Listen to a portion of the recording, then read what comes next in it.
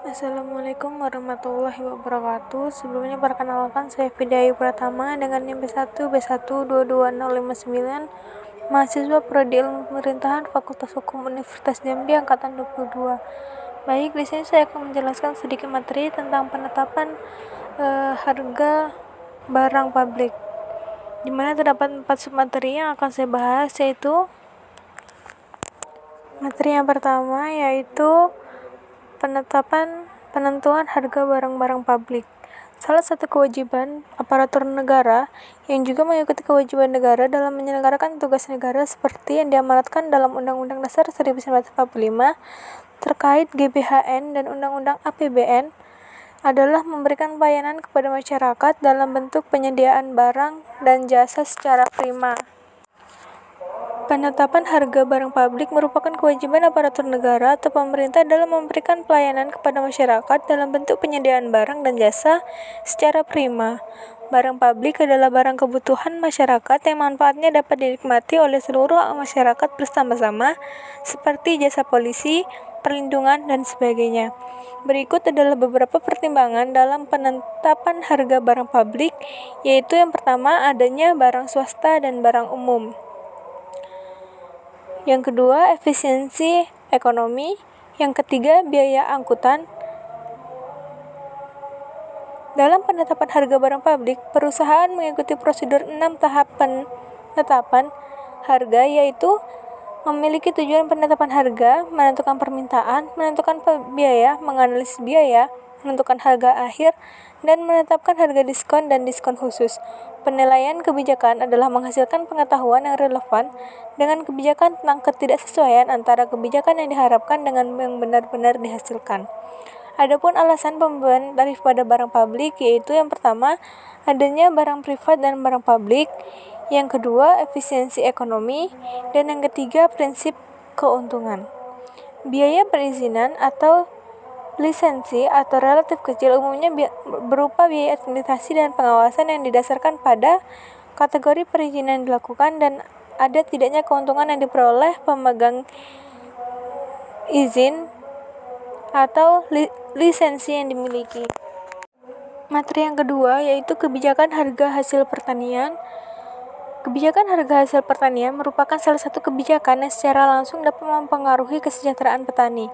Kebijakan ini ditujukan untuk menjaga stabilitas harga produk pertanian karena ketidakstabilan harga produk pertanian, khususnya beras, merupakan masalah ekonomi yang penting. Kebijakan harga murah berupa subsidi maupun proteksi perlu dikaji kembali apakah masih dapat dipertahankan mengingat arah tren kebijakan global telah meninggalkan kebijakan tersebut. Dalam rangka mencapai tujuan tertentu, pemerintah melakukan serangkaian tindakan yang disebut kebijakan pertanian. Tujuan umum kebijakan pertanian di Indonesia adalah memajukan pertanian, mengusahakan agar pertanian menjadi lebih produktif, produksi dan efisiensi produksi naik, dan akibatnya tingkat kehidupan dan kesejahteraan petani meningkat. Kebijakan harga petani merupakan salah satu kebijakan dalam bidang pertanian. Kementerian Pertanian mendorong kebijakan harga sebagai insentif sekaligus perlindungan terhadap petani agar harga komoditas pertanian tidak merosot. Hasil analisis menunjukkan bahwa liberalisasi perdagangan beras memberikan surplus ekonomi nasional yang semakin besar. Dalam rangka menjaga stabilitas harga hasil pertanian terutama pada tingkat petani, pemerintah mengeluarkan peraturan-peraturan tertentu seperti Undang-Undang Peraturan-Peraturan Pemerintah, Kepres, Kepmen, Keputusan Gubernur, dan lain-lain. Kebijakan harga hasil pertanian juga dapat mempengaruhi pendapatan petani melalui perbaikan dasar tukar. Materi yang ketiga yaitu kurs devisa, di mana devisa adalah istilah yang merujuk pada pendapatan devisa yang diterima suatu negara dari berbagai sumber seperti ekspor, pariwisata, dan investasi asing. Devisa merupakan faktor penting dalam menilai kekuatan perekonomian suatu negara. Semakin besar pendapatan devisa suatu negara, kemungkinan besar kondisi keuangan dan makroekonomi negara tersebut akan semakin stabil. Devisa dapat digunakan untuk melunasi utang luar negeri, membiayai perjalanan internasional, dan membangun hubungan diplomatik. Beberapa sumber devisa antara lain bantuan luar negeri, pariwisata, ekspor, dan bea masuk. Yang dimaksud dengan kurs devisa adalah Nilai tukar mata uang suatu negara terhadap mata uang lainnya. Kurs devisa mengacu pada nilai tukar mata uang suatu negara terhadap mata uang lainnya. Nilai tukar dapat dipengaruhi oleh berbagai faktor seperti penawaran dan permintaan, inflasi, dan suku bunga. Mata uang yang kuat dapat membuat ekspor suatu negara menjadi lebih mahal dan kurang kompetitif, sedangkan mata uang yang lemah dapat membuat impor lebih mahal dan menyebabkan inflasi.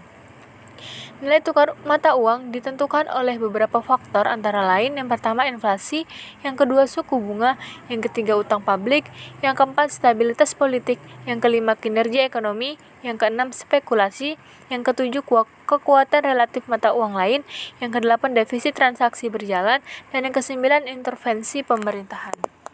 Materi yang keempat yaitu penentuan harga angkutan umum.